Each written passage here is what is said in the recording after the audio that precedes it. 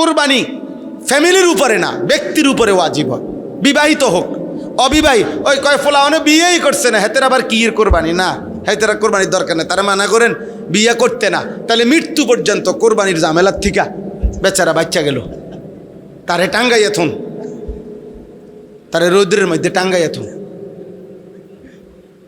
কথা বুঝছেন কি না বলেন? আশ্চর্য কথা। পৃথক পৃথক বুঝতে হবে, জাকাতের মাসআলা পৃথক বুঝতে হবে, হজ্জের মাসআলা পৃথক বুঝতে হবে, কোরবানির মাসআলা পৃথক বুঝতে হবে, সাদকায়ে ফিতরের মাসআলা পৃথক বুঝতে হবে, আলাদা বোঝা জরুরি। আপনি মামুলি মনে করবেন না। একটা হলো দান সাদাকা। আপনি বলছি যে মাদ্রাসা, মসজিদের মাদ্রাসা সবাই দান করেন, তো কেউ 10 টাকা দিছেন, কেউ 100 টাকা দিছেন, এইটা হলো আপনার ইচ্ছার উপরে। কিন্তু হজ, কোরবানি, জাকাত, সাদাকাতুল ফিতির এটা আপনার ইচ্ছার উপরে না।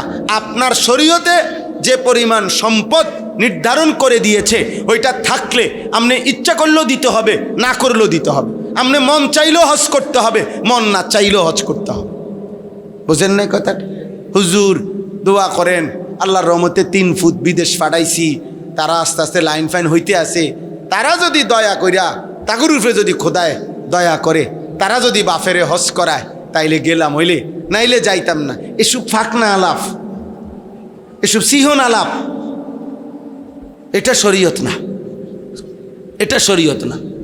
বরং স্পষ্ট মাসআলা হলো যেই ব্যক্তির ভিটা ছাড়া বসত বাড়ি, অতিরিক্ত জমি আছে, ফসলের জমি, ক্ষেতের জমি, বাজারের ভিটা, বাজারের দোকান, মানে আলাদা জমি আছে, যেই জমির কিছু বিক্রি করলে হজের টাকা হবে, পরিবারের হজের আসা যাওয়ার যে সময়টা এই খরচ হবে, আর আলগা জমি যে দূর আরও রয়েছে বাকিটা দিয়েও তার সংসার চলবে, এমন প্রত্যেক মুসলমানের উপরে খোদার কসম হজ করা ফরজ, ফরজ, ফরজ।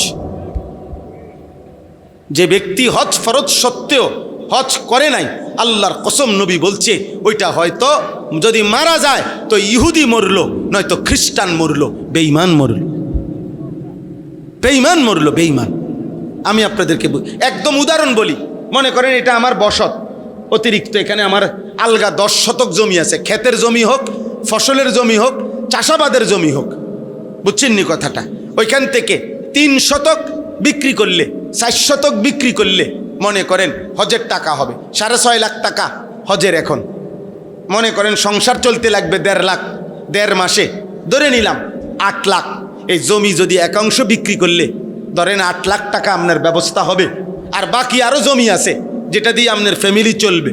এই লোকের যদি আর ব্যবসা নাই, বাজার নাই, বিদেশে ফুত নাই, চাকরি নাই, শুধু বসত আর এই জমি দূর আছে, যে দূরের কিছু বেচলে হজের টাকা হয়, এই এমন প্রত্যেক মুসলমানের উপরে হজ করা ফরজ, ফরজ। আর না করে মরলে এটা বেঈমান মারা গেছে নবী বলছে। তাইলে আব্বা মনে রাখো বাপ, যৌবন কমে আসবে, শারীরিক সক্ষমতা কমে আসবে, কিন্তু এই লাগাতার গুনাহ, এই অশ্লীল ছবি দেখা, নারী দেখা, প্রত্যেকবার তুমি বোঝো বা না বোঝো বীর্যপাত হয়। মানুষের শরীরের সবচেয়ে শক্তিশালী বস্তু তার শরীরের বীর্য। অতএব সেটা তোমার অজান্তেও ক্ষয় হয়। আখিরাত তো নষ্ট হবেই হবে, কবরে কষ্ট তো পাবাই, আখিরাতের জাহান্নামের কষ্ট তো আব্বা পাইবাই। কিন্তু খোদার কসম এই কোরআন হাতে নিয়ে বললাম, দুনিয়ার জীবনটাও কষ্ট পাইবে। পরিণত বয়সে, উপযুক্ত বয়সে শারীরিক সক্ষমতার অভাবে তোমার জীবনটাই দুনিয়াতেই জাহান্নামের টুকরা হয়ে যায়। আমি অনেক মুরব্বী সামনে, এরপরও খোলামেলা, আমার যেহেতু আমার জীবনের একটা মিশন যুবক ছেলেদেরকে সতর্ক করা, সচেতন করা, এই জন্য খোলামেলা বলি আর কি। প্রিয় ভাই আমার, একদম সহজ কথা, যদি কোনো বিবেকবান ছেলে বুঝো তাহলে একদিন তোমরা আমার পরীক্ষামূলক আমার একটা কথা মানো, তোমরা খবর নাও সারা বাংলাদেশে যে কি পরিমাণ পরকিয়া ইদানিংকালে আইসা প্রতিদিন বিবাহিত নারী কি পরিমাণ অন্য পুরুষের কাছে দৌড়াইতেছে, বিবাহিত পুরুষ কি পরিমাণ অন্য মহিলার কাছে দৌড়াইতেছে। কারণটা কি? হঠাৎ এটা এরকম বাইরে গেল কেন? শারীরিক সক্ষমতা নাই, যার কারণে নারী অন্য পুরুষ তালাশ করছে, পুরুষ অন্য নারী তালাশ করছে। বুঝেন নাই কথা? এটা কারণটা কি? তাহলে উল্লেখযোগ্য হারে প্রতিদিন খুন করে ফেলে, ডাইরেক্ট পরকীয়ার স্বামী মহিলারে খুন করে ফেলে, মহিলা পুরুষরে খুন করে ফেলে। ওমা এটা কি? এরকম জঘন্যতা গত 30 বছর আগে আমাদের পৃথিবীতে, আমাদের এই বাংলাদেশে তো কেউ কল্পনাও করে না। কল্পনাও 10 গ্রামে 20-50 বছরে কোনো সময় হয়তো একজন চরিত্রহীন মহিলা 10 গ্রামে ধরা খাইছে, একজন খারাপ পুরুষ, খারাপ মহিলা। গ্রামবাসী মিনিটের ভিতরে একত্র হইয়া তারে গ্রাম ছাড়া করছে, এলাকা ছাড়া করে দিছে, চুল কাইটা মাথা ন্যাড়া কইরা সবার সামনে মেলের মধ্যে বিচার করাইয়া নাকে খত দিয়া এরপরে তারে গ্রাম ছাড়া করছে যে তুই অসৎ, তুই আরেক বেডির ঘরে উকি দিছত কেন? এরকম ছিল না? চাচা কই গেল সেই সমাজ?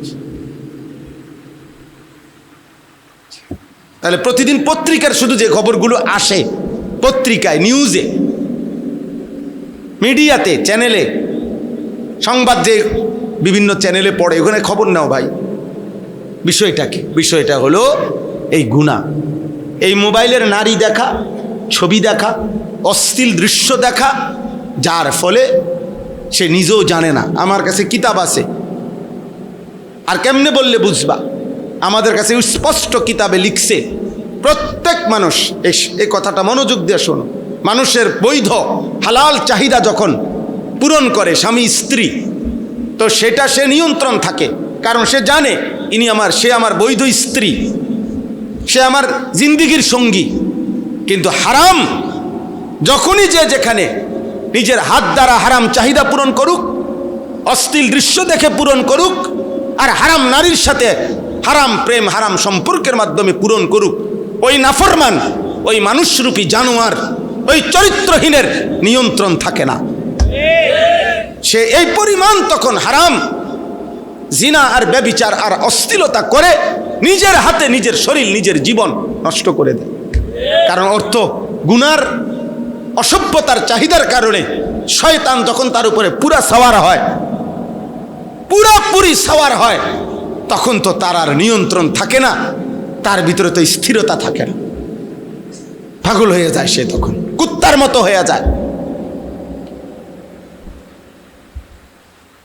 এই জন্য তোমরা অল্প বয়সী ছেলে, তোমরা দাঁড়াও এখানে সোজা, তোমাকে বাচ্চাসা মুরব্বীরা এখন দেখুক, তোমরা 100 ছেলে দাঁড়াও, তোমাদের এত কম বয়সী ছেলে 18-20 বছর মাত্র, চেহারা আরেকটু নাদুস নুদুস থাকার কথা, আরটু সুন্দর থাকার কথা, কিন্তু তোমরা এত কম বয়সী ছেলের সাফা এত ভিতরে কেন, চোখ এত ভিতরে কেন?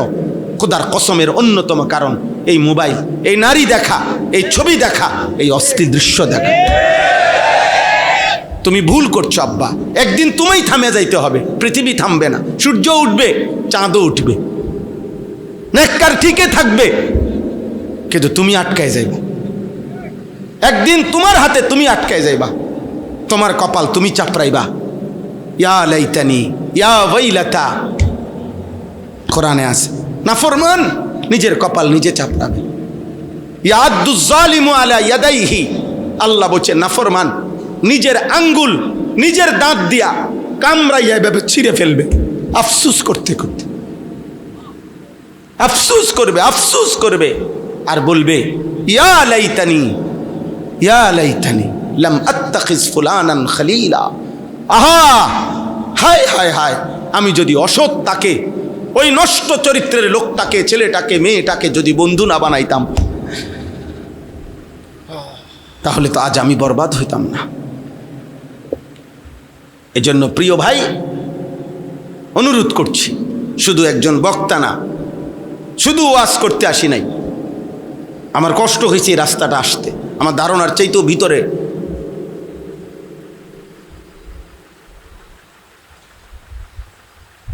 এই জন্য আমরা অনুরোধ করলাম, তোমরা যে কয়জন ছেলে মাশাআল্লাহ আসছো বাবা, সবাই একসাথে বদলাবে না, সবাই একসাথে বদলাবে না, কেউ একজন বদলাও, তুমি তোমার জন্য বদলাও, তোমার ভালোর জন্য।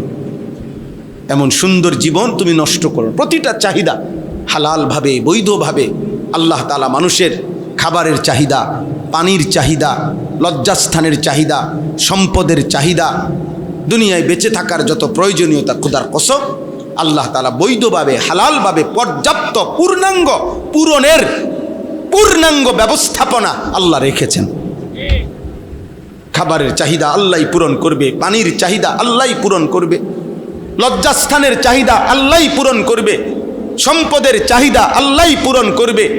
বেঁচে থাকার সমস্ত উপকরণ আল্লাহ কোরআনে বলছে, হুয়াল্লাযী খালাকা লাকুম মা ফিল আরদি জামিআ, বান্দা এই জমিনের সব আমি তোমাদের জন্য সৃষ্টি করেছি। সাখখারা লাকুম মা ফিস সামাওয়াতি ওয়াল আরদ, আল্লাহ বলে বান্দা এই জমিনের সব, আসমান ও জমিনের আমি তোমাদের অধীনস্থ করে দিয়েছি।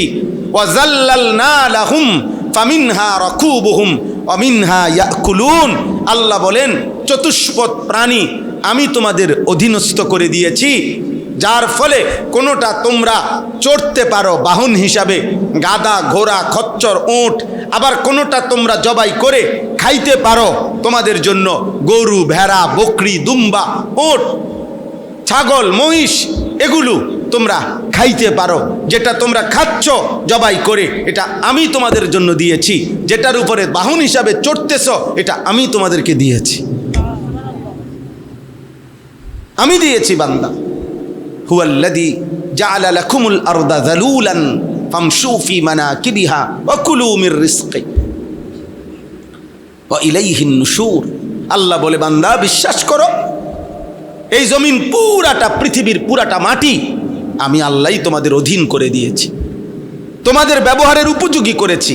এমন বানাই, পানির মতো বানাই নাই, তাইলে মাটি হবে কিভাবে? আবার একদম এতম ফোমের মতো নরম বানাই নাই, তাহলে স্থির হইয়া দাঁড়াইবা কেমনে? আবার পাথরের মতো শক্ত বানাই নাই, তাইলে তোমাদের খাদ্য, খাবার, ফুল, ফল, ফসল উৎপন্ন হবে কিভাবে? এবং তোমাদের পিলার ঘরের খুঁটি তোমরা কিভাবে গাঁড়বে? আল্লাহ বলেন যেমন মাটি হইলে তোমরা দাঁড়াইতে পারো, যেরকম হইলে শুইতে পারো, যেই রকম হইলে হাঁটতে পারো, যেরকম হইলে ফসল ফলাইতে পারো, যেই রকম হইলে তোমাদের বসত ঘর তোমরা স্থাপন করতে পারো, এমন সমস্ত প্রয়োজনের উপযোগী করেই আমি আল্লাহ এই মাটি বানাইছি। বাহ, সুবহানাল্লাহ। এমন মালিকরে সেজদা না দিলে নাফরমান, তুই মানুষ হইলি কেমনে নাফরমান? এই জানোয়ার বেটা, বেনামাজি তুমি জানোয়ার না তো জানোয়ারটা কেডা বেটা? সেজদাবিহীন নাফরমান, ওই জীবন তো জানোয়ারের জীবন, ওই জীবন তো কুত্তার জীবন, হাইওয়ানের জীবন বেটা। একবার ভাবো, আল্লাহ তাআলা বলেন আমি বানাইছি মাটিটা, আমি বানাইছি। ওয়াস-সামাআ বানাইনাহা, আসমান আমি বানাইছি। ওয়াল আরদা ফারাশনাহা, জমিন আমি বিছায়া দিছি। ওয়াজআলনা বাইনাকুম ওয়াজআলনা ফাওকাকুম সাবআন শিদাদা, আসমান আমি বানাইছি মাথার উপর। ওয়াজআলনা নাওমাকুম, ঘুম আমি বানাইছি। ওয়াজআলনা নাহারা, দিন আমি বানাইছি আলোকিত। ওয়াজআলনাল লাইলা, রাত্রি আমি বানাইছি অন্ধকার, অন্ধকার আমি বানাই, আলো আমি বানাই, রোদ আমি দেই, বৃষ্টি আমি নামাই, ফল আমি উঠাই, ফসল আমি উঠাই, গাছ আমি বানিয়েছি, পাহাড় আমি স্থাপন করেছি, জমিন আমি বিছায় দিছি, সূর্য আমি স্থাপন করেছি, চাঁদ আমি স্থাপন করেছি। এত কিছুর বিনিময়ে বান্দা আমি একটা সেজদাও পাবো না? ছি তোর কপালে, থুতু তোর কপালে, থু থু থুতু তোর কপালে। বেনামাজি তোদের কপালে থুতু থুতু থুতু, ছি তোদের কপাল, ছি তোদের কপালে থুতু দিলাম, তোদের ওই চুলে থুতু দিলাম। যদি লজ্জা থাকে, যদি মানুষের বাচ্চা হও, যদি মুসলমানের বাচ্চা হও, যদি মায়ের পবিত্র দুধ খেয়ে থাকো, যদি আল্লাহর নাম শুনে থাকো, যদি 23 বছরের নবীর কান্না, চোখের পানির কথা শুনে থাকো, যদি আল্লাহর কোরআন কোনোদিন দেখে থাকো, যদি মসজিদ দেখে থাকো, যদি আজান শুনে থাকো, তো আজকে নিয়ত করো ইনশাআল্লাহ নামাজ পড়বো ইনশাআল্লাহ। বলো আব্বা, নিয়ত করো আব্বা, ছেলেরা নিয়ত করো বাপ, বলো বলো না ইনশাআল্লাহ, দিল থেকে বলো আব্বা, দিল থেকে বলো, দিল, হাত তুলতে হবে না, আমি হাত তোলার পক্ষে না, তোমার দিলে তুমি বলো, না বললেও সমস্যা নাই, তোমার লাগে আমি আটকাইতাম না, আমার জন্য তুমি আটকাইতা না। এই পৃথিবীতে ছাগলও আটকায় না, মানুষও আটকায় না, অসুবিধা কি?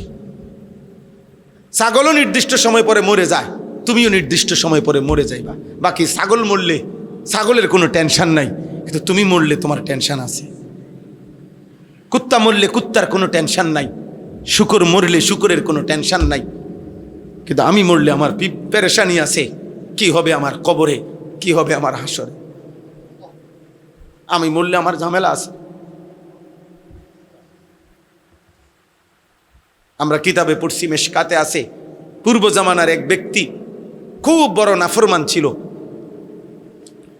তো মৃত্যুর পূর্বে ছেলেদেরকে বলছে, বাবা আমার মৃত্যুর পরে তোমরা আমার লাশটাকে পুরাইবা, পুরাইয়া লাশের যে ছাই, পুরানো ছাই, এটার দুইটা ভাগ করবা, করে এক ভাগ উত্তাল সাগরের ঢেউয়ের মধ্যে ছেড়ে দিবা, আরেক ভাগ ঝড়ো বাতাসের সাথে উড়াইয়া দিবা আমার ছাই। বলছে কেন বাবা? বলছে আব্বা আমি এই পরিমাণ নাফরমানি করছি, আজ আমার মৃত্যুর পূর্বে মনে হইতেছে আমার মরলে আমি, আর আল্লাহ যদি আমারে ধরতে পারে আমার মারে লেব, আমারে শেষ করে লেব, আমারে আজাব দিয়া শেষ করে ফেলবে আল্লাহ, আল্লাহ যেন আমারে ধরতে না পারে, এই জন্য আমার লাশ পুরাইয়া দিবা, আমার ছাই বাতাসে উড়াই দিবা, আমার ছাই সাগরে ভাসাইয়া দিবা। হাদিসে আছে লোকটার ইন্তেকালের পরে ছেলেরা এটা করছে, আল্লাহ তাআলা সমস্ত ছাই আবার একত্রিত করে ওই লোকটাকে জীবিত করে আল্লাহ জিজ্ঞেস করছে, আমার বান্দা এমনটা তুমি কেন করলা? বান্দা চোখের পানি ফেলে বলছে, আল্লাহ শেষ মুহূর্তে হলো আমি আপনারে ভয় পাইছিলাম, আপনাকে মৃত্যুর পূর্বে ভয় পেয়েছিলাম মাওলা, ভুল বুঝতে পারছিলাম, কোনো উপায় না দেখা আপনার আযাব থেকে বাঁচার জন্য এটা করছিলাম। আল্লাহ বলছে, যা বান্দা, মৃত্যুর পূর্বে হলেও তো আমারে ভয় তো করছিলা, যা আমি তোরে মাফ করে দিলাম। হাদিসে আছে আল্লাহ তাকে মাফ করে দিছে, কিন্তু বুঝতে তো হবে মৃত্যুর পরে তৌফিক তো হইতে হবে মৃত্যুর পূর্বে। যদি তুমি ফিরতে না পারো, বলেন না, ওই লোকটা তো বুঝতে পারছে, কিন্তু ফেরাউন তো বুঝতে পারে না, কথা বলেন না ভাইয়া, বুঝো নাই? তুমি আমি এ কথার উপরে যে না আমি মৃত্যুর পূর্বে তওবা করে নেব, কিন্তু তুমি যে তওবা করবা এটা বুঝ আসবে, এটা না আসলে বুঝেন নাই কথা? না আমার যদি এই কথাটা জেহেনে না আসে, বুঝেই না আসে, আল্লাহ যদি আমার সেই তৌফিক না দেয়, হ্যাঁ আল্লাহ তো আবু জেহেলকে সেই তৌফিক দেয় নাই, ও তো মৃত্যু পর্যন্ত গাদ্দারি করছে। হাদিসের মধ্যে আছে, বুখারীর রওয়ায়াত, আবু জেহেল বদরের যুদ্ধের দিন তাকে হত্যা করছে ছোট ছোট দুই ভাই।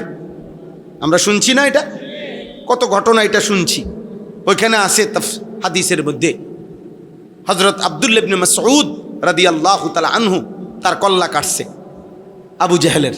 এই কল্লা কাটবার মুহূর্তে শেষ অবিহি রামাক, বুখারীর ইবারত হলো আবু জেহেলের নিঃশ্বাস শেষ অবস্থা, নিঃশ্বাস আর জায়গা, এই সময় আব্দুল্লাহ ইবনে মাসউদ রাদিয়াল্লাহু তাআলা আনহু তার এরকম, এটারে কি কয়, মানে কণ্ঠনালীর এইখানে পাও দিয়া মানে ফাড়া দিয়া তারে বলছে, লাকাদ আখজাকাল্লাহ ইয়া আদুওয়াল্লাহ, হে আল্লাহর দুশ্মন, আল্লাহ তোরে বেইজ্জতি করলো তো, কম তো অহংকার করস নাই, আজ অপমান হলি তো। এই তখন আবু জেহেল এই বেঈমান, এই জন্য কিতাবের মধ্যে আছে আবু জেহেল ফেরাউনের চাইতে নিকৃষ্ট ছিল, জানেন? আবু জেহেল ফেরাউনের চাইতে জঘন্য ছিল। কেন? এই সময় সে দুইটা কথা বলছে। এক নাম্বার বলছে আব্দুল্লাহ ইবনে মাসউদ সাহাবীকে বলছে, শোন বেটা, আমি মরে যাচ্ছি, কিন্তু তুই তো বলতে পারবি যে আমার চাইতে বড় সর্দার, হ্যাঁ, আর কেউ আসেনি এই পুরা বদরের মাঠে, এত বড় সর্দাররে যে তুই মারতে পারছ, এটা তো তোর কৃতিত্ব। দেখছেন ডাকাইতে কি করে, চুরি সিনা চুরি, সেইটা বলছে। এক, 2 নম্বর বলছে, আব্দুল্লাহ শোন, আমার মৃত্যুর পরে আমার যে কল্লা কাইটা ফেলবি, তুই কল্লা বাড়াইয়া কাটবি, বুক সহ বুক বাড়াইয়া কাটবি, যাতে বাকি লাশটির লগে আমার কল্লা রাখলে দূরের থেকেই মানুষ বুঝে এটা সর্দারের লাশ, আবু জাহেলের লাশ। কত বড় গাদ্দার, কত বড় গাদ্দার। হ্যাঁ, এটা হাদিসের কথা। প্রিয় ভাই আমার, বন্ধু আমার, কিশোর নওজওয়ান, এমন সুন্দর হায়াত নষ্ট করো না। আর আসবে না তুমি পৃথিবীতে কোনোদিন, যদি আজ চলে যাও, কিংবা কাল, কিংবা পরশু, চলে যেতেই হবে, ফিরতেই হবে। ওয়া ইলাইহিন নুশুর। আল্লাহ বলছে, বান্দা জমিন আমার, ঘোরো, অসুবিধা নাই, গোটা পৃথিবী তুমি হাঁটো, ফামশু ফি মানাকিবিহা, আমার মাটির উপরে যেখানে মন চায় থাকো, দেশে থাকো, অসুবিধা নাই, বিদেশ যাবে যাও, বিদেশের মাটিটাও আমার, আমেরিকার মাটিও আমার, বাংলাদেশের মাটিও আমার, সব মাটি কার? যাও বান্দা, কোনো অসুবিধা নেই, দেশে থাকো, গ্রামে থাকো, নয়তো শহরে থাকো। ওয়াকুলু মির রিজকিহি, আমার রিজিক খাও, তালাশ করো, উপার্জন করো, খাও, কোনো আপত্তি নাই, তোমার জন্যই তো বানাইছি আমি। পৃথিবীর সব নাজ ও নিয়ামত তো বান্দা আমি তোমার জন্যই বানাইছি, এগুলো আমি আখিরাতে নেব না। দুনিয়ার এই খানা দিয়ে তো আমি বেহেশতে দেব না, দুনিয়ার এই খানা দিয়ে তো আমি আখিরাত নেব না। এবং আমি তো আমার ফেরেশতাদের জন্য এগুলো বানাই নাই, আমার আখিরাতের জন্য বানাই নাই, এগুলো এখানের জন্যই বানাইছি। এখানেই রাখো, খাও, অসুবিধা নেই, সবটা তুমি খাও, শুধু মনে রেখো ওয়া ইলাইহিন নুশুর, আমি আল্লাহর কাছে ফিরতে হবে। খাও, কোনো সমস্যা, শুধু কি মনে রেখো, কার কাছে ফিরতে হবে? কুল হুয়াল্লাযী যারাআকুম ফিল আরদ ওয়া ইলাইহি তুহশারুন। একই কথা। আল্লাহ বলছে, হে নবী আপনি বলেন, আল্লাহই তোমাদেরকে গোটা পৃথিবীতে ছড়িয়ে দিয়েছেন। আমরা কেন বাংলাদেশে, তারা কেন ভারতে, ওরা কেন পাকিস্তানে, ওরা কেন সৌদি আরবে, ওরা কেন ইটালিতে?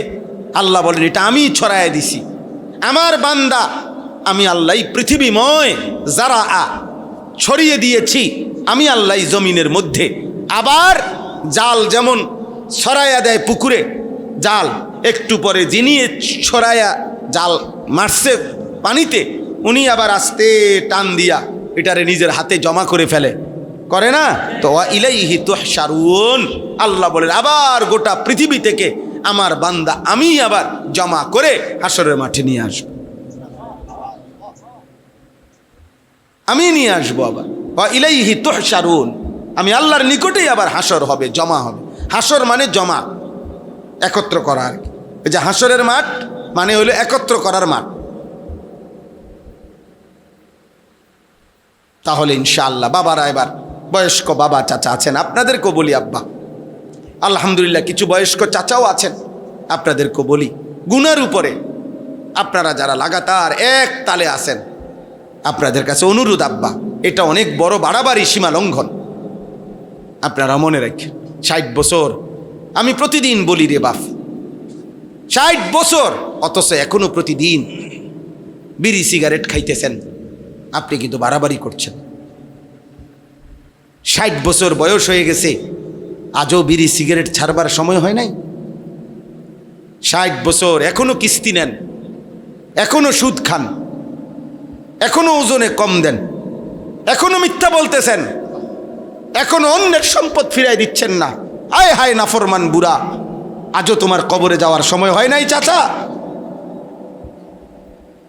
আপনি জানেন এই জমিটা আপনার না, আপনি জানেন, আপনি গায়ের জোরে, ক্ষমতার জোরে, 2 নম্বরই সিটারি কইরা, দলিলের মারফেজ দিয়া আপনি নিয়ে আনিছেন, কিন্তু আপনার কলিজা তো জানে এটা আপনার না। কথা বলেন না কেন? আপনি আজকে কত বছর ধরে বোন, আপন বোন, আজকে 30 বছর 20 বছর ধরে আপন রক্তের বোন কাঁদে, বাপ মারা গেছে আজকে 30 বছর হয়, আপনি এমন ডাকাত, আপনি ডাকাইতে আপন বোনের সম্পত্তিটা দিচ্ছেন না, আপন ফুফুর সম্পত্তি দিচ্ছেন না, আপনি আপনার আপন ভাই ভাতিজার হালাল সম্পত্তি, তাদের ন্যায্য সম্পত্তি, ওয়ারিসি সম্পত্তি আপনি দিতেছেন না। বইয়া বইয়া সাধুয়ানে গপ মারেন, কবরে ঢুকবেন টাঙ্গাইয়া ফিটবো বুড়া মিয়া, মনে রাখে নাম। আড্ডি খুললা একদম গিরাগাড়ি ভাঙ্গা লাইব, মনে রেখে। আমার নাম আনিসুর রহমান, আমি বললাম। হ্যাঁ, ঘটনা কি? বোনের সম্পত্তি দেন না কেন? ভাইয়ের প্রাপ্য দেন না কেন? বাতিজা কাঁদে প্রতিদিন আইসা, বাতিজার সম্পত্তি দেন না কেন? আপনি জানেন না? আপনি মরতেন না? কথা বলেন, এমন নাই? একটা গাছ, শুধু এই গাছটা কাইটা দিলে আপন ভাই, আপন ভাতিজা, আপন ভাইয়ের আপন প্রতিবেশী, আজ 50 বছর ধরে বংশের পর বংশ তারা একসাথে থাকে। আরে মেয়ে কদ্দুর রাস্তা, 1 বিঘত জায়গা দিয়ে দিলে বেচারার বাড়ি ঢুকতে পারে। ওমা এই ডাকাত আজ 50 বছরও এটা দেয় না। আরে তার হাত পাও ধরছে না, দিত না। দিতাম না কি? দিতেন না? দিতাম না কইছি, দিতাম না। কেউ কিনলে দিতেন না? না দিতাম না কইছি, দিতাম না। এটা কথা হইল চাচা?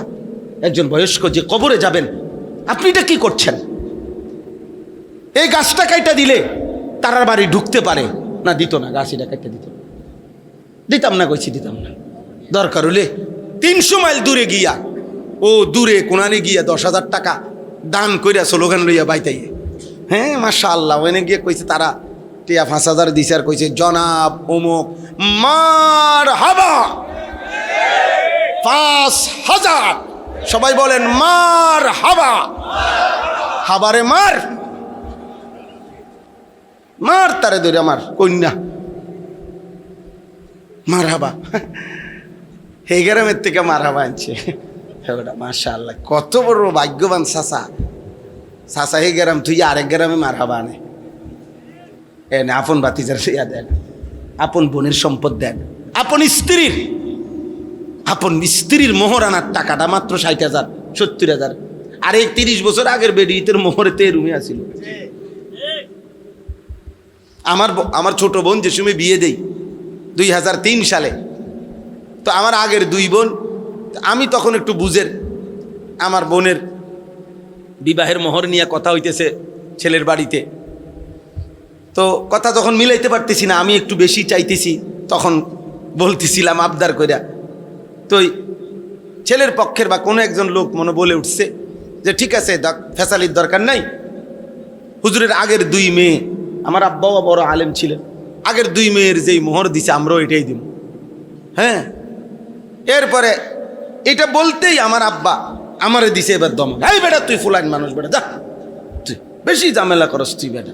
ঠিক আছে, আপনারা যেটা কইছেন এইটাই, মানে আপনারা কোনটা কইছেন এতক্ষণ?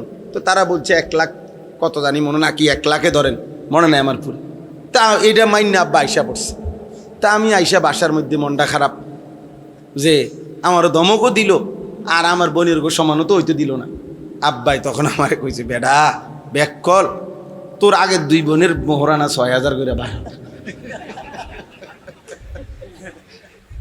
এটি আগের দিনের মোহর। আমার বোনেরা বড় সবাই, আগের বোনগুলা, বুঝছেন নি? কইতো তো তারার মোহর তুই ধরলে তো কিচ্ছু পাইতি না।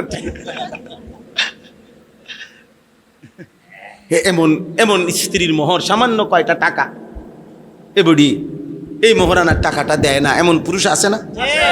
কেন দিলেন না চাচা? কেন দিবেন না? কেন দিবেন না? কেন? তাই বেডিরে তো সবই দিছি। কিতা সব দিছেন? বাতের থালা, ভাত কতটি দিছেন আর কিতা? আল্লাহ আমাদেরকে বুঝ দান করেন, ফিকির করেন বাবা। আল্লাহ যাকে হায়াত লম্বা দিছেন তাকে তো আল্লাহ তাআলা ইবাদতের সুযোগ দিছেন। সুযোগ দিছেন না বাপ? আল্লাহই তো সুযোগ দিছেন আপনাকে। আল্লাহ 60 বছর হায়াত দিলেন, 70 বছর দিলেন, মাশাআল্লাহ কত লম্বা হায়াত দিছেন। প্রতিদিন কত জওয়ান মরে যায়, কত কোলের বাচ্চা কবরে যায়। আহা, একটা আইসিইউর অভাবে এখন কত বাচ্চা হামে আক্রান্ত আমাদের বাংলাদেশ। একটা আইসিইউর মানে একটা আইসিইউতে ঢুকাবে, আইসিইউর ব্যবস্থাপনা নাই, পায় না। কালকে পত্রিকা আসছে, একটা বাপ একটা কোলের বাচ্চা বুকে জড়াইয়া রাখছে। এই বাপটা 7টা হসপিটালে আইসিইউর তালাশে পাগলের মতো দৌড়াইতেছে। এই সময়ে তার মোবাইলে কল আসছে, আপনার বাচ্চা মারা গেছে, বাচ্চাটা নিয়ে যান। আমার মাদ্রাসার একজন শিক্ষক, এই 15 দিন হয় ভালো আলেম মাওলানা, পরে 8 মাসের বাচ্চা এই হামে আক্রান্ত হইয়া আপনার আইসিইউ আমি সহ খুঁজছি। আমি নিজে, আমার পরিচিত কত ডাক্তার আছে ওনাগুলো কথা বলছি, ঢাকায় মোহাম্মদপুর শ্যামলী ওইখানে পর্যন্ত খবর নিছি। কয় যে হুজুর আইসিইউ মিলাই এই চাইতেছি, হুজুর চাইতেছি, চেষ্টা করছে। সর্বশেষ একটা হসপিটালে মিলাইছে কুমিল্লা। আপনার বিশ্বাস করেন বাচ্চাটাকে এরকম ঘরটা, এই যে ঘর এটা দেখা যায় হসপিটাল, এখান পর্যন্ত আনছে, মানে এখন শুধু নামাবে, এই সময় বাচ্চাটা মারা গেছে, মানে আর ঢুকাইতে পারছে না। দেখা যায় মানে হসপিটালটা দেখা যাইতেছে, মানে এরা রেডি করে রাখছে সব, ওরাও দাঁড়াই রয়েছে মানে নামাইবো অ্যাম্বুলেন্স থেকে।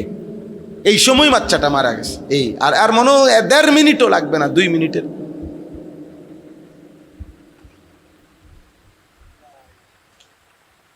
দোস্ত আমার, বন্ধু আমার, আল্লাহকে ছেড়ে দিলে লাভ কি?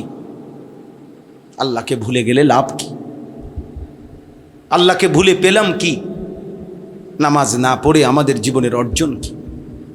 জিন্দিগির সব অর্জন তো আল্লাহর থেকে আসে, আর তিনি আমার জন্য নামাজ ফরজ করেছেন। বান্দা যখন একটা সেজদা দেয়, আল্লাহ তাআলা যেন, হাদিসে আছে, আকরাবু মা ইয়াকুনুল আবদু মির রাব্বিহি ওয়া হুয়া সাজিদ। আল্লাহ তাআলা বলেন, নবীজি বলেন, বান্দা যখন সেজদা দেয় সে তখন আল্লাহর সবচেয়ে ঘনিষ্ঠ আপন হয়ে যায়।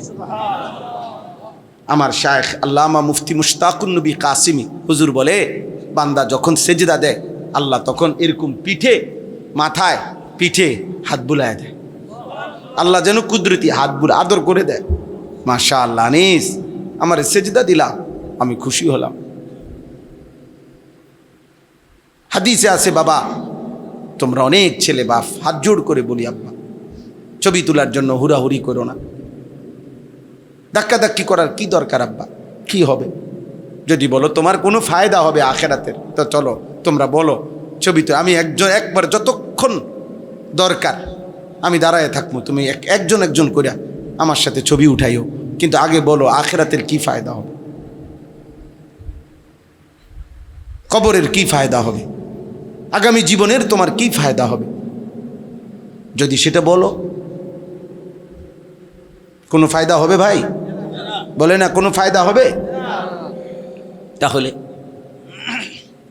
যে সমস্ত মা বোন আছে বেপর্দা, যে সমস্ত মা বোন বেপর্দা, ওনাদেরকে বুঝান পর্দাবিহীন নারীর কোনো ইজ্জত নেই।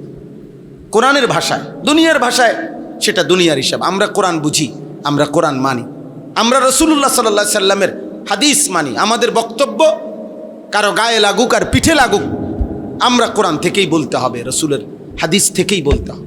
হাদিসের মধ্যে আছে, আল্লাহ নবী সাল্লাল্লাহু আলাইহি সাল্লাম বলছেন, যে নারী বেপর্দা সে অভিশপ্ত নারী, ফাইন্নাহুন্না মালউনাত। স্পষ্ট হাদিস, নবীজি বলছে বেপর্দা নারী অভিশপ্ত নারী, অভিশপ্ত, মালউনাত, অভিশপ্ত নারী। আপনারা আপনাদের বোনদেরকে বুঝান। আমাদেরকে আল্লাহ তাআলা হায়াত দিয়েছেন, সৃষ্টি করেছেন, রিজিক দিচ্ছেন, দুনিয়ার সমস্ত প্রয়োজনীয় জিনিস সরবরাহ করছেন। আমাদের দায়িত্ব আল্লাহকে সেজদা করা, আমরা করব ইনশাআল্লাহ। বলতেছিলাম ওই হাদিসটা, নবীজি সাল্লাল্লাহু আলাইহি সাল্লাম বলেন, বান্দা যখন সেজদা করে কি করে?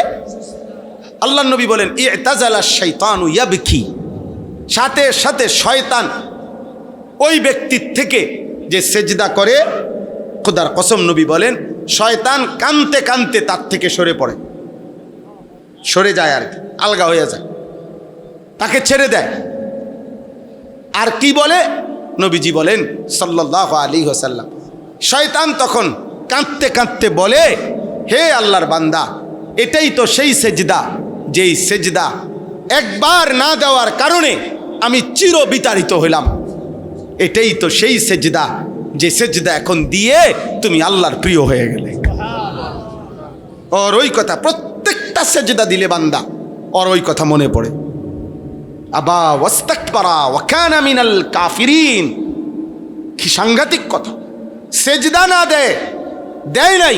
আল্লাহ কোরআনে বললেন, আমার নাফরমান ইবলিস, নাফরমান, সে সেজদা দিতে অস্বীকার করলো।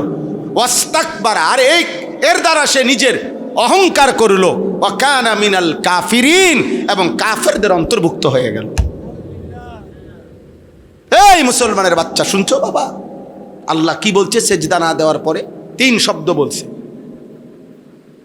1 নম্বর বলছে আবা, সে সেজদা দিতে কি করলো? অস্বীকার করলো। 2 নম্বরে বলল ওয়াস্তাকবারা, এর দ্বারা সে কি করলো? অহংকার করলো। 3 নম্বরে ওয়া কানা মিনাল কাফিরিন, আর এই নাফরমান কাফেরদের অন্তর্ভুক্ত হয়ে গেল। আল্লাহ তোমাদেরকে হেফাজত করেন, আল্লাহ তোমরে হেফাজত করেন। সেজদা দিও বাপ, ফিকির করো, ফিকির করো, ফজরের নামাজ পড়ো, আল্লাহ বরকত দেবে ইনশাআল্লাহ। নবীজি বলছেন আল্লাহুম্মা বারিক লি উম্মতি ফি বুকুরিহা, আয় আল্লাহ ভোর বেলা আমার উম্মতের হায়াতের মধ্যে বরকত দিয়ে দেন। নবীজি দোয়া করছে। ভোরের সূর্য, আরে ভোরের আলো, ভোরের বাতাস মুনাফিক মুক্ত বাতাস। সুবহানাল্লাহ, ফজরের বাতাস মুনাফিক মুক্ত বাতাস। ফজরের ওয়াক্তে একমাত্র জেগে ওঠে মুমিন, ঘুমিয়ে থাকে মুনাফিক, ঘুমিয়ে থাকে কাফের, ঘুমিয়ে থাকে যত মুশরিক, ঘুমিয়ে থাকে যত মুরতাদ, ঘুমিয়ে থাকে যত নাস্তিক, ঘুমিয়ে থাকে যত বেঈমান। জেগে ওঠে শুধু কেবল কে? মুমিন। এই জন্য ফজরের বাতাস, ভোরের বাতাস মুনাফিক মুক্ত বাতাস, শুধু মুমিনের নিঃশ্বাস ফজরের বাতাসে। সুবহানাল্লাহ, সুবহানাল্লাহ। এই জন্য হাদিসে আছে, হযরত আব্দুল্লাহ ইবনে ওমর রাদিয়াল্লাহু তাআলা আনহুমা তিনি বলেন, নবীজির জামানায় আমরা যদি কাউকে ফজরের নামাজে মসজিদে অনুপস্থিত পেতাম, না দেখতাম, খোদার কসম তিনি বলেন আসানা বিহি জান, আমরা তার ব্যাপারে 2টি ধারণা করতাম, হয়তো লোকটি অসুস্থ, রোগাক্রান্ত, নয়তো মুনাফিক।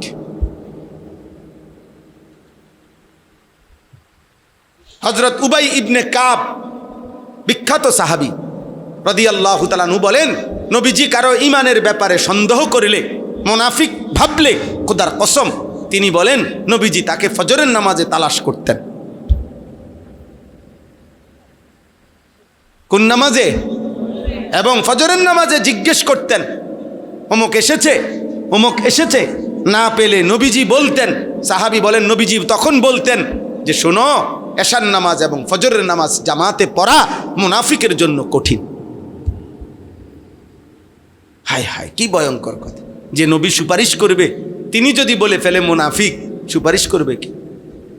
যিনি হাউজে কাউসারের পানি দিবে তিনি যদি বলে ফেলে মুনাফিক, তো সুপারিশ করবে কে? পানি দেবে কে? বলে। আল্লাহ আমাদেরকে হেফাজত করেন, আল্লাহ আমাদেরকে কবুল করে নেন।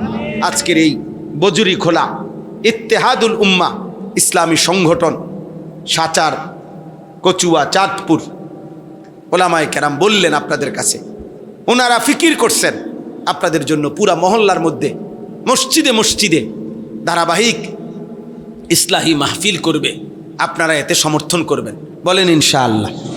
নওজোয়ান ভাই তোমরা যারা এলাকার, তোমরা নিজ উদ্যোগে ওলামায়ে কেরামের সাথে পরামর্শ করে তোমরা উৎসাহ দিবা যে হুজুর ইনশাআল্লাহ আপনারা দাওয়াত দেন, তোমরাই চেষ্টা করো, মুরব্বীদেরকে উৎসাহ দিতে পাইবে, তোমরে তারা দোয়া করে দিবে, প্রত্যেকেই সহযোগিতা করবেন। কেউ পারলে 100 টাকা দিবেন, কেউ পারলে 50 টাকা দিবেন, কেউ পারলে 500 টাকা দিয়েন যে হুজুর আপনাদের এই ভালো কাজে আমি আমার পক্ষ থেকে 100টা টাকা দিলাম।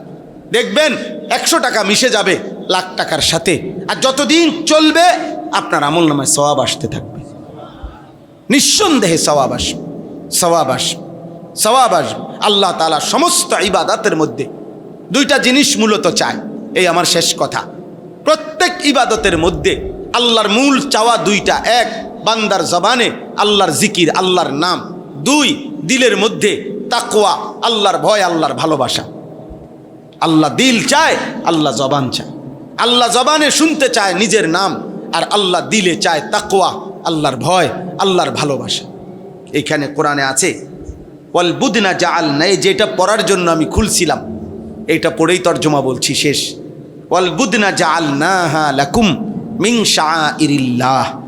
আল্লাহ বলেন কোরবানি আসতেছে, কোরবানির জন্য যত প্রাণী, গরু, ভেড়া, দুম্বা, বকরি, উট, মহিষ, আল্লাহ বলেন এগুলোকে কোরবানির জন্য উপযোগী।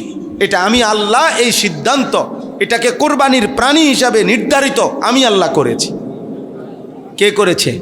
আল্লাহ করেছেন। আল্লাহ মিন শাআইরিল্লাহ, এবং কোরবানির জন্য নির্ধারণ করা প্রত্যেকটা প্রাণী আমি আল্লাহর নিদর্শন। সুবহানাল্লাহ। যে প্রাণীটা কোরবানির জন্য কিনা হয়, সিদ্ধান্ত হয়, গরু হোক, ছাগল হোক, ভেড়া হোক, দুম্বা হোক, বকরি হোক, উট হোক, এটা কার নিদর্শন? আল্লাহর নিদর্শন। এরপরে আল্লাহ বলেন লাকুম ফিহা খাইর। সুবহানাল্লাহ। আল্লাহ বলে বান্দা মনে রেখো, কোরবানির মধ্যে পুরাটা, এই তোমার কোরবানির মধ্যে পুরা কোরবানি করাটার মধ্যেই রয়েছে তোমাদের জন্য খায়ের, কল্যাণই কল্যাণ, কল্যাণই কল্যাণ। এখানে লস কোনো প্রজেক্ট নাই, এটা পুরাটাই লাভের প্রজেক্ট। সুবহানাল্লাহ। কোরবানির কল্যাণই কল্যাণ, নেকি নেকি, নেকি নেকি, নেকি নেকি, পুরাটাই লাভ। সুবহানাল্লাহ। হাদিসের মধ্যে আছে নবী সাল্লাল্লাহু আলাইহি সাল্লাম হযরতে ফাতেমাকে বলছে, ফাতেমা মনে রেখো তোমার জন্য এখন কোরবানি হবে, তোমার ওয়াজিব আদায় হবে। তুমি দেখো পর্দার আড়াল থেকে, কুমি ইলা উদহিয়াতিক ওয়াশহাদিহা, দাঁড়াও দেখো। আল্লাহর নবী বলেন মনে রেখো ফাতেমা, ফা ইন্না লাকে বি আউয়ালি কাতরাতিন তাকতুরু মিন দামিহা আন ইউগফারা লাকে মা সালাফা মিন যুনুবিক। এখন কোরবানি করতে গিয়ে তোমার প্রাণীর রক্তের এক ফোঁটা, প্রথম ফোঁটা জমিনে পড়বার সাথে সাথে আল্লাহ তাআলা তোমার পেছনের সব গুনাহ মাফ করে দেবে। এতটা সব, এতটা নেকি, নেকি নেকি। এজন্য মহব্বতের সাথে কোরবানি করা আল্লাহ তৌফিক দান করেন। কোরবানি করতে গিয়ে পিছপা হবেন। প্রত্যেক উপার্জনকারী, বিদেশে যেই ছেলে তার নামে কোরবানি দিবেন, দেশে যেই ছেলে চাকরি করে তার জন্য পৃথক কোরবানি দেন, গ্রামে যে ব্যবসা করে তার জন্য কোরবান, যারই উপার্জন আছে স্বাভাবিকভাবে ঈদের 3 দিন কমপক্ষে 1,79,000 বা 80,000 টাকা যার অতিরিক্ত জমা আছে, এমন প্রত্যেক সদস্যের উপরে কোরবানি ওয়াজিব।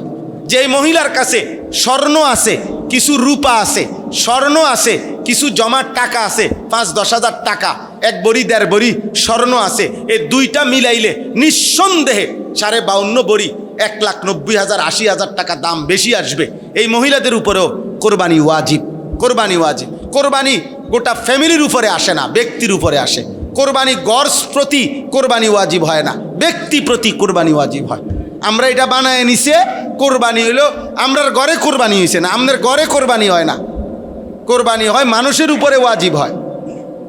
বুঝেন নাই কথা?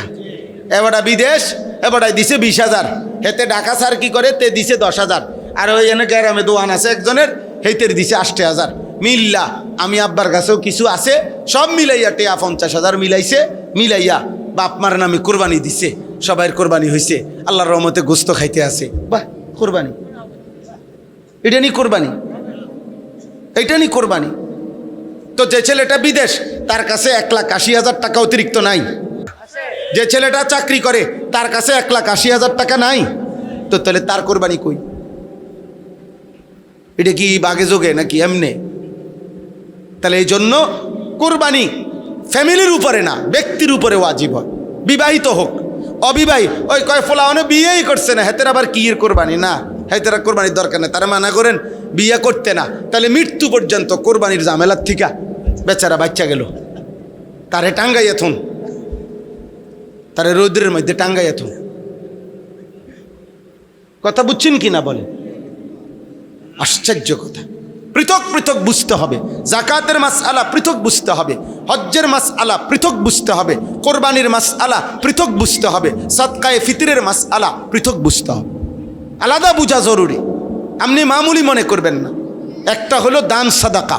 আপনি বলছি যে মাদ্রাসা, মসজিদের মাদ্রাসা সবাই দান করেন, তো কেউ 10 টাকা দিছেন, কেউ 100 টাকা দিছেন, এইটা হলো আপনার ইচ্ছার উপরে। কিন্তু হজ, কোরবানি, জাকাত, সাদাকাতুল ফিতির এটা আপনার ইচ্ছার উপরে না। আপনার শরীয়তে যে পরিমাণ সম্পদ নির্ধারণ করে দিয়েছে ওইটা থাকলে আপনি ইচ্ছা করলেও দিতে হবে, না করলেও দিতে হবে। আপনি মন চাইলেও হজ করতে হবে, মন না চাইলেও হজ করতে হবে। বুঝেন নাই কথাটা? হুজুর দোয়া করেন, আল্লাহর রহমতে 3 ফুট বিদেশ পাঠাইছি, তারা আস্তে আস্তে লাইন ফাইন হইতে আছে, তারা যদি দয়া কইরা তাগুর উপরে যদি খোদায় দয়া করে, তারা যদি বাফেরে হজ করায় তাইলে গেলাম, হইলে নাইলে যাইতাম না। এসব ফাঁকনা আলাপ, এসব সিহন আলাপ, এটা শরীয়ত না, এটা শরীয়ত না। বরং স্পষ্ট মাসআলা হলো, যেই ব্যক্তির ভিটা ছাড়া বসত বাড়ি, অতিরিক্ত জমি আছে, ফসলের জমি, ক্ষেতের জমি, বাজারের ভিটা, বাজারের দোকান, মানে আলাদা জমি আছে, যেই জমির কিছু বিক্রি করলে হজের টাকা হবে, পরিবারের হজের আসা যাওয়ার যে সময়টা এই খরচ হবে, আর আলগা জমি যে দূর আরও রয়েছে বাকিটা দিয়েও তার সংসার চলবে, এমন প্রত্যেক মুসলমানের উপরে খোদার কসম হজ করা ফরজ, ফরজ, ফরজ। যে ব্যক্তি হজ ফরজ সত্ত্বেও হজ করে নাই, আল্লাহর কসম নবী বলছে ওইটা হয়তো যদি মারা যায় তো ইহুদি মরলো, নয়তো খ্রিস্টান মরলো, বেঈমান মরলো, বেঈমান মরলো, বেঈমান। আমি আপনাদেরকে একদম উদাহরণ বলি, মনে করেন এটা আমার বসত, অতিরিক্ত এখানে আমার আলগা 10 শতক জমি আছে, ক্ষেতের জমি হোক, ফসলের জমি হোক, চাষাবাদের জমি হোক, বুঝছেন নি কথাটা?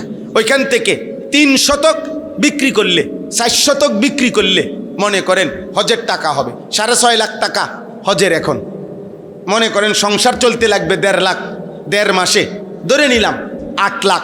এই জমি যদি একাংশ বিক্রি করলে ধরেন 8 লাখ টাকা আপনার ব্যবস্থা হবে, আর বাকি আরও জমি আছে যেটা দিয়ে আপনার ফ্যামিলি চলবে। এই লোকের যদি আর ব্যবসা নাই, বাজার নাই, বিদেশে ফুত নাই, চাকরি নাই, শুধু বসত আর এই জমি দূর আছে, যে দূরের কিছু বেচলে হজের টাকা হয়, এই এমন প্রত্যেক মুসলমানের উপরে হজ করা ফরজ, ফরজ। আর না করে মরলে এটা বেঈমান মারা গেছে, নবী বলছে। নবী বলছে এটা হয় ইহুদি মরলো, নয় খ্রিস্টান। আমার কিছু আসে যায় না। ফালিয়ামুত ইনশা ইয়াহুদিজ্ঞান বা ইনশা নাসরানিজ্ঞান। মুসলমান মরলো না, মুরব্বীরা বইয়া বইয়া সাদোয়ানে ফাঁকনা আলাপ করে, বিড়ি খায় আর বহন খায় আর গপ মারে। হ্যাঁ হ্যাঁ, গপ মারে।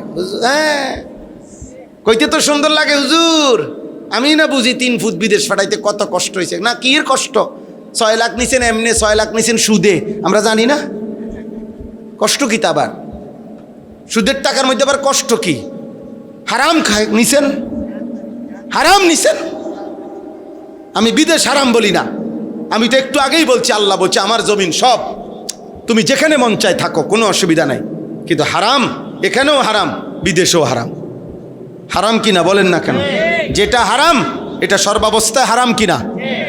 তাহলে অভাবে পড়লেও হারাম, সুখে থাকলেও হারাম, বিপদে পড়লেও হারাম, সুখে থাকলেও হারাম। আল্লাহ আমাদেরকে হেফাজত করে।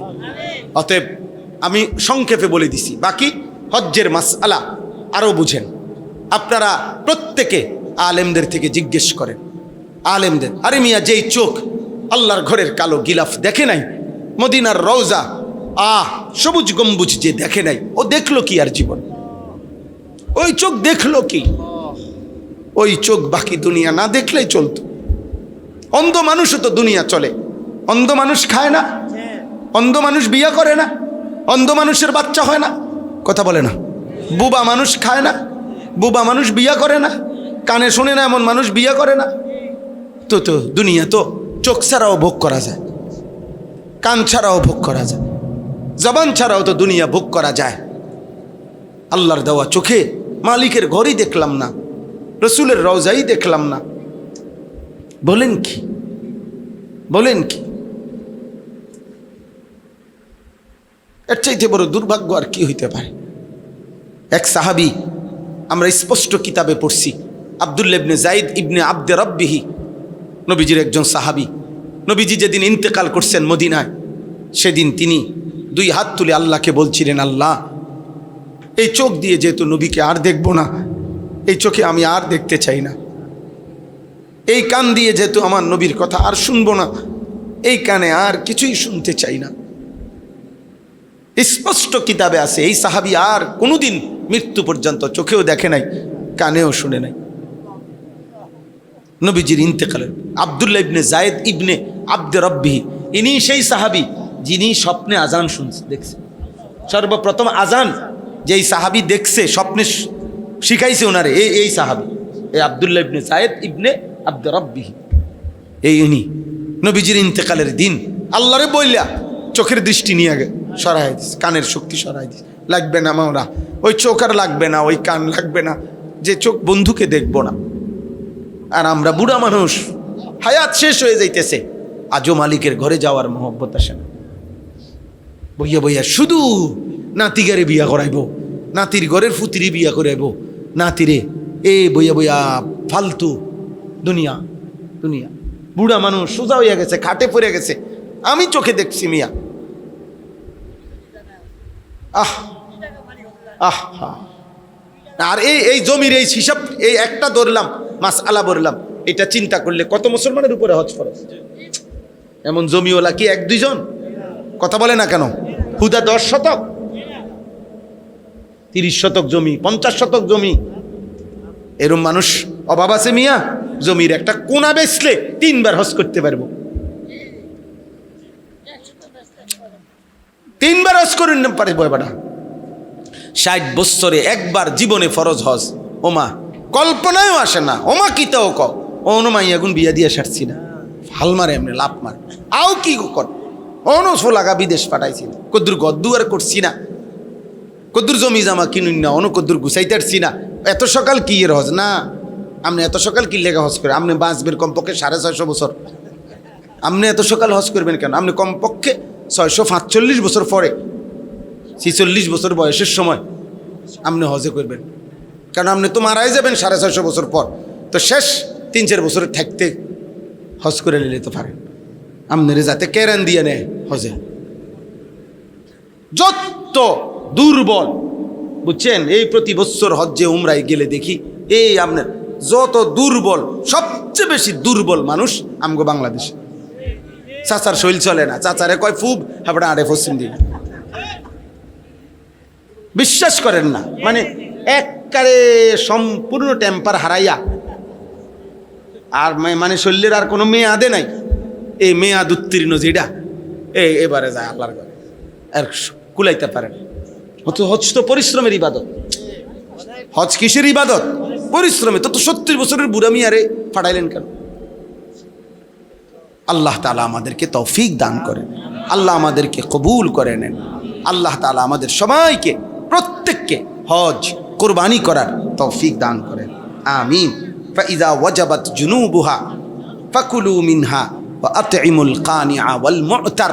আল্লাহ বলে কুরবানি যখন পূর্ণ হয়ে যায়, প্রাণী জবাই হয়ে যায়, বান্দা আমার কোনো আর ফাদকুরু ইসমাল্লাহি আলাইহা সাওয়াফা, কোরবানির সময় আমি আল্লাহর নাম নিও, আমার স্মরণ, আমার জিকির, তাকবীর, আল্লাহু আকবার, আমার স্মরণ কইরো। আর জবাই শেষ হলে তোমরা খাও, আত্মীয় স্বজন গরিব দুঃখীকে খাওয়াও। আমি আল্লাহই তোমাদেরকে অনুমতি দিয়েছি, আমার শুকর আদায় করো। সুবহানাল্লাহ। এরপরে আল্লাহ শেষ বলছে, লান ইয়ানালাল্লাহা লুহুমুহা ওয়ালা দিমাউহা ওয়ালাকিন ইয়ানালুহুত তাকওয়া মিনকুম। গোশত আমার লাগবে না, রক্তও আমার লাগবে না, তোমার দিলের মধ্যে তাকওয়া, আমার ভয় আছে কিনা, আমার ভালোবাসা আছে কিনা, আমি শুধু ওইটাই দেখব। জবানে শুনবো আমার নাম, দিলে দেখব আমার ভালোবাসা। সুবহানাল্লাহ। এই দুইটা যদি আমি পাই, তা আমি বুঝে নিলাম আমারটা। এবার গোশত তোমারে দিয়া দিলাম, বান্দা তুমি গোশত খাও, স্বজন আত্মীয়কে খাওয়াও, গরিব দুঃখীকে খাওয়াও, আমারে শুধু আমার নাম শুনাও মুখে, দিলে আমার ভালোবাসা দেখাও। জিকির এবং তাকওয়া, জিকির এবং কি? তাহলে কোরবানি সামনে আসতেছে, আপনারা প্রত্যেকেই মহব্বতের সাথে খুশি খুশি, বিপদে পড়া ফেঁসে দাও আর করণ তো লাগবেই, চলতে তো ওই সমাজে কোরবানির বাপ যাও আর চলন যে তো লাগবেই, গ্রামে মানুষের হলে 10 জনের লগে তো চলতেই হয়। এডি কয় কথা, এডিনি কথা, যার যা গেছে গেছে, টাকার মায়া করে লাভ নেই। এমন মাইয়া গো, মাইয়ার বাড়িতে যা কয় বছর ধরে ঘুরাইতে আসি, তারারে 20-50 জন মানুষ খাওয়াইয়া, ঘুরাইতে আসি, খাওয়ামু কই দেও 50,000 বাড়াই দাও, চালাই দাও, এই উছিলায়। এই দিনই কোরবানি। আলাদা কিনতেন 50,000 টাকার গোস্ত, কথা বুঝেন না? কোরবানি হবে মহব্বতে, কোরবানি হবে কার জন্য? আল্লাহর জন্য, আল্লাহর ভালোবাসা, আল্লাহর ভালোবাসা। আল্লাহ আমাদেরকে তৌফিক দান করেন।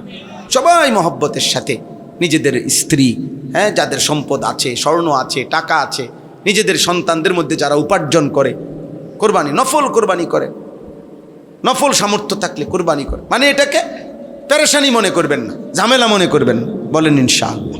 সর্বশেষ কথা হলো জিলহজ মাস শুরু হয়ে গেছে আলহামদুলিল্লাহ। নবী সাল্লাল্লাহু আলাইহি সাল্লাম জিলহজ্জের কোরবানির আগের এই 9 দিন নবীজি আলাদা গুরুত্ব দিতে বলছে এবং বলছেন রাত্রিবেলা একটু বেশি নফল ইবাদত করতে, দিনের বেলা রোজা রাখতে। রাসূলুল্লাহ সাল্লাল্লাহু আলাইহি সাল্লাম বলেছেন জিলহজ্জের এই 9টি রোজা প্রত্যেকটি কেউ যদি রোজা রাখে 1 বছরের পূর্ণ রোজা রাখার সওয়াব পাবে।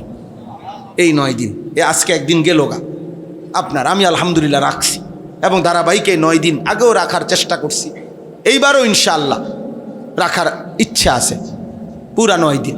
আল্লাহ যেন তৌফিক দান করে। আমার খাদেম সেও রাখছে, আমাদের সাথে অনেক সাথী, আমাদের মাদ্রাসার উস্তাদ, আমাদের বাসার আত্মীয় স্বজন, ভাই বেরাদর, পরিবার, ওনারা রাখছে আলহামদুলিল্লাহ। তাইলে এই জন্য এটা একটা আমল। রাত্রিবেলা 2-4 রাকাত নফল নামাজ পড়ার চেষ্টা করবেন, আল্লাহর কাছে দোয়া করবেন যে আল্লাহ জিলহজ মাসের বরকত আমাকেও দান করেন। আল্লাহর কাছে বলেন আল্লাহ আপনার ঘর এই চোখে দেখা, কবরে নিয়েন না মালিক, আপনার ঘর না দেখাইয়া কত মানুষকে আপনি নিলেন, আমারও নেন মাওলা। আল্লাহর কাছে বললে আল্লাহ তৌফিক দেবে ইনশাআল্লাহ। আর আপনারা আরাফার দিন, কোরবানির আগের দিন 9 জিলহজের রোজা রাখতে চেষ্টা করবেন বেশি গুরুত্ব দিয়ে। কোরবানির আগের দিন, ওই দিনকার রোজা রাখলে নবীজি বলছে পিছনের 1 বছর, সামনের 1 বছর, পূর্ণ 2 বছরের গুনাহ আল্লাহ মাফ করে দেবে, আল্লাহ মাফ করে দেবে। আল্লাহ তাআলা আমাদের সকলকে তৌফিক দান করেন।